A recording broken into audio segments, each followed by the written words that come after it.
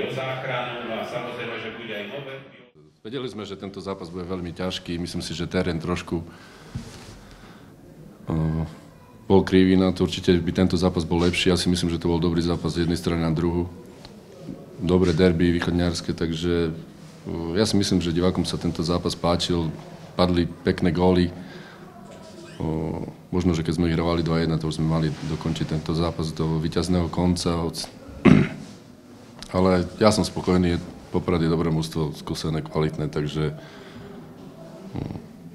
možno, že keď sme boli vyhrali, tak by to bolo pre nich asi aj trošku krúte, takže ja som s remízou spokojný, hoci možno, keď sme už vyhrávali 2-1, mohli sme to dotiahnuť do víťazného konca. Bohužiaľ po nejakej jednej chybe sme dostali vyrovnávajúci gól, kedy Peťo Katona tam svojím pohybom nám trošička robil problém, ale hráčom nemôžem nič vyčítať, pretože si myslím, že po tom štvrtkovom zápase na tom ihrisku nechali všetko. Ja som o tom presvedčený, že za ten výkon si tú pochvalu zaslúžia. My sme sa tešili na ten zápas, pretože Prešov je herné mužstvo. My sme vedeli, že ten zápas bude dobrý a bude o detailoch. Ja si myslím, že aj ten zápas to potvrdil, že sme videli 90 minút celkom kvalitný futbal.